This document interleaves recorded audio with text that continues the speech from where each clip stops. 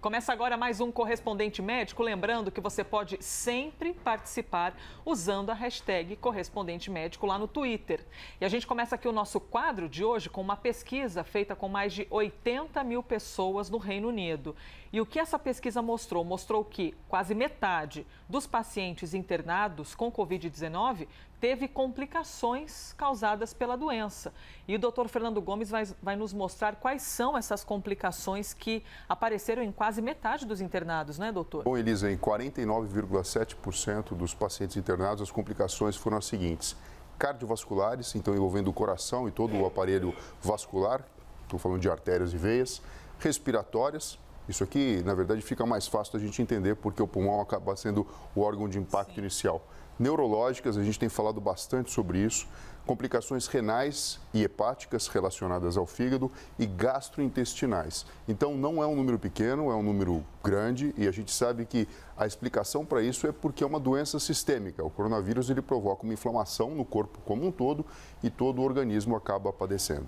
Doutor Fernando, questões neurológicas, complicações neurológicas, a gente fala de quê exatamente? Questões, por exemplo, emocionais ou alterações cognitivas? Então, se a gente ampliar ainda mais o espectro da nossa avaliação, podemos falar em questões neuropsiquiátricas, envolvendo sim essa parte psicológica, tanto da questão da ansiedade, do medo, enfim, da depressão que pode surgir. Mas quando a gente fala neurológica, a gente fala principalmente de lesões diretas provocadas pelo próprio vírus ou então até mesmo pequenos AVCs, que são trombos que acabam de alguma forma obstruindo tanto a drenagem venosa como até a própria chegada de sangue e com isso levando a lesões definitivas do órgão-alvo. Doutor, ainda segundo essa pesquisa, com mais de 80 mil pessoas, pesquisa feita no Reino Unido, ela mostrou que os mais propensos a complicações foram homens com mais de 60 anos, mas que todas as idades apresentaram alguma complicação, como diz ali embaixo, né? Que todo mundo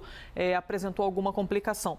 Por que exatamente aparecem homens com mais de 60 anos? O que exatamente tem nesse público-alvo, assim, digamos? Então, a gente sabe que as pessoas com mais idade, elas têm, na verdade, uma predisposição maior para ter complicações relacionadas ao coronavírus. Isso é uma observação feita na própria prática. Mas, se você observar mesmo, todas as faixas etárias tiveram complicações relacionadas com esses sistemas que eu acabei mencionando, mostrando que a questão inflamatória acaba sendo sobrepujante e, por isso, todos os órgãos acabam podendo, de alguma forma, ser lesados.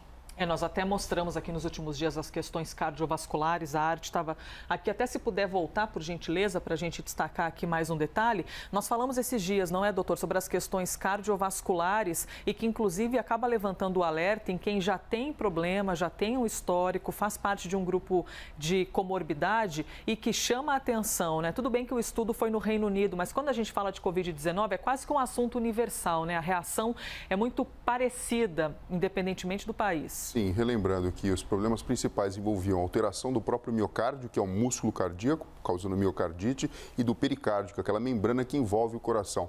Se a gente levar em consideração que existe também uma tendência à formação de trombos, a parte endotelial e a parte interna do órgão também pode ser classificada como uma questão problemática que o próprio coronavírus acaba cometendo. Vamos aqui com o próximo assunto em nosso quadro. O presidente Jair Bolsonaro disse que vai se reunir com o ministro da Saúde, Marcelo Queiroga, para estudar a possibilidade de um novo remédio contra a Covid-19. O uso de um novo remédio que já existe. Tem um nome difícil? É proxalutamida. Será que esse remédio funciona? Aliás, o que é esse remédio? No nosso site, já deixo aqui para você de curiosidade, para você poder entrar no site, ler em detalhes, você acompanha então uma análise que foi feita pela infectologista Rosana Hitman. Ela diz que não existe publicação em revista científica sobre o uso do remédio. Doutor Fernando Gomes, queremos aqui fugir de qualquer discussão política, de uso ou não político de uma medicação, porque não precisamos disso, o que precisamos é de cura da Covid-19. Mas essa caminhada em busca de uma medicação, ela é muito natural, né? Assim como na época do H1N1, por exemplo, o Tamiflu surgiu para desafogar um pouco a preocupação de todo mundo, espera-se que o quanto antes nós tenhamos, agora para a Covid-19, um Tamiflu versão Covid. Sim, o racional desse medicamento é o seguinte: ele é utilizado como antiandrogênico, principalmente em pacientes que têm cânceres, que têm a testosterona como base de funcionamento principal, como, por exemplo, o câncer de próstata. Existe um ponto de entrada do coronavírus nas células, que é um receptor específico que a gente sabe que ele está mais presente em pessoas que têm os níveis mais altos de testosterona. Então, isso é o racional teórico do que porque você poderia usar um medicamento para reduzir dessa forma e funcionar então como um antiandrogênico e com isso diminuir a possibilidade do vírus entrar dentro da célula. Mas como não há comprovação científica nem estudo publicado sobre o assunto, é muito precoce a gente imaginar que isso pode ser utilizado como algo que venha a curar ou prevenir de uma forma muito contundente a infecção pelo coronavírus. E aqui no nosso ritmo de conversa, como a gente sempre traz muitas informações, a gente mesmo, eu, Elisa, às vezes acabo pesquisando mais sobre os assuntos e até conversando com algumas fontes, com alguns médicos para poder compreender mais. Os médicos com quem eu conversei disseram que nunca usaram proxalutamida para tratar Covid-19, mas ressaltando aqui, evidentemente, que todos nós queremos uma medicação para que possa ser usada nesses tempos, né, tão sombrios de Covid-19. Então fica aqui a informação que o presidente Jair Bolsonaro vai sugerir uma conversa, né, envolvendo o ministro da Saúde para que possa ser analisado até que ponto essa medicação servirá para um tratamento de Covid. Agora, um novo nome que surge aí. Sim. Agora, uma coisa que a gente precisa ressaltar é o seguinte. Realmente, Elisa, em medicina existe uma coisa chamada uso off-label. O que significa isso? Muitas vezes o medicamento ele é desenvolvido pela farmácia, pela indústria, pelos pesquisadores para um determinado fim e no decorrer da aplicação clínica a gente descobre que ele tem outras ações e que funciona para outras doenças também. É lógico que nessa linha de pensamento e entendimento que a construção do conhecimento médico passa por esse caminho e que a gente está vivendo uma crise sanitária, é lógico que ter a mente aberta, a cabeça aberta para pesquisar, investigar e comprovar se funciona ou não, faz também sentido. Assim que for investigado e dependendo da resposta, aliás, qualquer resposta que venha após a investigação, a gente traz aqui para repercutir com o doutor Fernando Gomes. Fake news, fake news que tiram o nosso sono, hein, gente? Não passe adiante mensagem se você não tiver certeza da veracidade desse tipo de mensagem. Por isso que a gente até abriu um espaço aqui no quadro Correspondente Médico com o doutor Fernando para esclarecer algumas questões. Notícia falsa da vez. Fake news total, viu, gente? Se você tiver ouvido alguém falar isso, repasse a informação. Reinfecção de João Dória prova ineficácia da Coronavac. Tem gente que está falando isso, que está espalhando esse tipo de informação. Primeiro porque o governador de São Paulo pegou Covid pela segunda vez e ele foi vacinado com a Coronavac. João Dória recebeu a segunda dose no começo de junho. Doutor Fernando Gomes, primeiro, quando que alguém disse que se você tomar uma vacina, nunca mais você vai se infectar com essa doença? Ninguém nunca disse isso, né, doutor? Então, isso seria o sonho de consumo, enfim, de quem trabalha com infectologia, de toda a população. Né? Mas na prática a gente sabe que não é isso que acontece. A vacina tem o papel de estimular o sistema imunológico e, caso o indivíduo tenha contato com a doença, que ela possa, na verdade, ser o mais branda possível. Muitas vezes comprometendo, então, até mesmo a necessidade de internação e até mesmo protegendo a pessoa do óbito. Mas, infelizmente, não existe essa informação como real, que se você tomar vacina, você não pode ter a infecção pela segunda vez. Por sorte, isso não acontece com todo mundo. Infelizmente, aconteceu com o governador, que passa bem. O mais importante quando uma pessoa toma vacina é não perder a vida para uma doença. Esse seria o troféu, né, doutor, de qualquer vacina. Infectar-se é uma questão que pode acontecer mesmo tomando vacina. O lance é não evoluir com a doença e muito menos perder a vida. Exato. A vacina ela não é uma bolha de proteção em volta de você que quando chega o coronavírus bate e vai embora. Não, você vai ter contato com o coronavírus, mas o seu sistema imunológico está trabalhado para combatê-lo de uma forma mais eficiente. Mas não significa que 100% das vezes o indivíduo não vai ter infecção.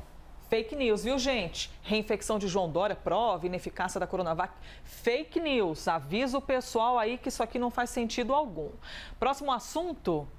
Tem gente que nasce diferente, né, doutor Fernando? E ainda bem que temos o senhor aqui para a gente tentar compreender algumas questões. Um menino de apenas 11 anos acabou de se formar em física. Foi numa faculdade na Bélgica, pois é. O curso regular de física dura 3 anos. Mas tem gente que nasce diferente, que é uma loucura. O Lohan Simon, repetindo, de apenas 11 aninhos, concluiu a graduação e foi em apenas 1 ano. Ele assistiu às aulas de casa por causa da pandemia de Covid-19 e agora ele tem um grande objetivo: desenvolver órgãos artificiais em laboratório para usar no lugar dos órgãos naturais quando eles falharem, para que as pessoas vivam mais. Doutor Fernando, primeiro, só o fato de ter 11 anos e já cursar física chama atenção. Foi em apenas 1 ano que ele fez isso e não em 3, como manda o ritmo do curso. E ainda ele tem metas e desejos bem ousados, hein, de desenvolver órgãos. Como é que explica, doutor Fernando, o nascimento de gente assim? Bom, são desejos audaciosos, né? E a gente torce para que ele consiga, na verdade, trilhar esse caminho da ciência que vai favorecer todo mundo. Em primeiro lugar, Elisa, ele acaba sendo classificado como um indivíduo com super habilidade, o conhecido superdotado. E por que isso acontece? Cerca de 3 a 5% das pessoas podem apresentar esse tipo de funcionamento do cérebro. Por quê? Conexões subcorticais, que são conversas entre os neurônios, são otimizadas e a própria eficiência do órgão acaba sendo muito maior.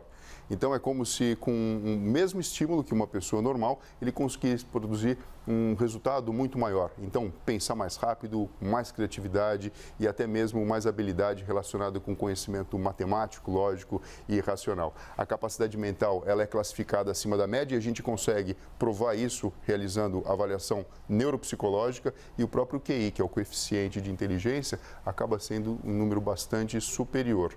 É lógico que isso não acontece com todo mundo, né? Eu falei aqui de uma porcentagem razoável da população e existe um grande desafio, que é oferecer um processo pedagógico adequado para que esse cérebro possa ser desenvolvido. Você imagina, num ambiente onde ele não pode ser enriquecido com, por exemplo, o desafio de estudar numa faculdade, de ter uma linha de pesquisa, para justamente estimular da forma mais positiva possível para a humanidade. Se ele está em outro ambiente, talvez essa inteligência possa ser utilizada para fins que a gente não gostaria nem de falar aqui. Pois é, e você vê a importância mesmo, né, de existirem os olhos das pessoas que conseguem identificar esses superdotados. Porque eu vou trazer aqui um exemplo. Uma criança que nasce muitas vezes num local humilde, pouco acesso à informação, tem às vezes uma educação precária, a gente já sabe como é que funciona nesse tipo de cenário. Às vezes pode passar despercebida uma vida inteira, sem nunca alguém ter podido olhar e pensar, peraí, pega essa criança aqui que ela pode ser útil em vários setores da vida, ela pode desenvolver essa inteligência. Então tá aí a importância do desenvolvimento. Não é só nascer superdotado, né, doutora? É preciso desenvolver. Olha só, quando a gente olha essa realidade que você está falando, a gente puxa muito para o nosso país. Sim. Existe um tipo de inteligência que naturalmente isso acontece, é corporal sinestésica. Então não é incomum um garoto, de repente, de periferia da comunidade, que tem uma facilidade muito grande de manusear a bola e ser um grande jogador de futebol, ser pescado por um olheiro. Sim. E ter um fim extremamente maravilhoso. O que a gente torce é que a pedagogia, junto com a neurociência e com o estudo do comportamento, possa trazer isso também para outras habilidades mentais que muitas vezes ficam ocultas. Então, habilidade de leitura, habilidade de comunicação, habilidade de matemática e muitos outros. Eu chamo aqui a atenção para a importância das ONGs, que estão lá enraizadas dentro desses locais vulneráveis, muito humildes e que muitas vezes têm a capacidade de, por meio de projetos sociais, observar que existem algumas crianças que podem ser, qualquer ser humano pode ser aproveitado, mas quem nasce dessa maneira superdotado, é importante que exista alguém que pense assim, opa, pera lá, deixa eu pegar essa criança aqui e oferecer um desenvolvimento diferente. Doutor Fernando, eu tenho outras perguntas em relação ao cérebro superdotado, mas não vou fazê-las porque eu quero reservar o espaço aqui para mostrar o pessoal se vacinando contra a Covid-19. Você vai se vacinar? Tira uma foto, poste nas suas redes sociais e marque com as hashtags Aquitinha com Y, e já está aparecendo aqui na sua tela, e também a nossa hashtag correspondente médico, porque a gente adora poder mostrar aqui para vocês. A exemplo de quem? Janiel Silva. Hashtag Aquitinha, segunda dose da vacina Quitinha, disponível, já está no braço. E está ali sorrindo, mesmo que por trás da máscara a gente consegue ver os olhos, inclusive de quem está aplicando a vacina, né, doutor? Sempre sorridente. Isso, e a gente fica muito feliz sempre que a gente vê uma foto dessa e comemora e deseja que isso aconteça no braço de todos os brasileiros. Temos mais um brasileiro para mostrar aqui, que não é o brasileiro, é a Roberta Cardoso. Chegou o dia das Minas, de 38 anos, estava só nos stories, mas merece um post, né? Hashtag aqui tinha. Muito bom, Roberta, tô querendo ser essa mina também aí. Amanhã é meu dia, hein, gente? Vou me vacinar e vou querer postar uma foto aqui. Eu espero que o pessoal mostre a minha foto aqui, né, doutor Fernando? Acho que vou ter um espaço livre. Elisa, precisa colocar hashtag aqui tinha e correspondente se não médico. Puser, não aparece. Se eu não puser, não vou aparecer aqui, não. E quem mais? Ah, não. Temos essas duas fotos. Pronto, e reforço aqui, viu? Quando for tomar a vacina, poste a foto nas redes sociais. Hashtag aqui tinha com Y e correspondente médico para poder aparecer aqui em nosso quadro. Doutor Fernando Gomes, obrigada por mais um dia, viu? Obrigado a você, Elisa. E pessoal, até breve. Este foi mais um correspondente médico.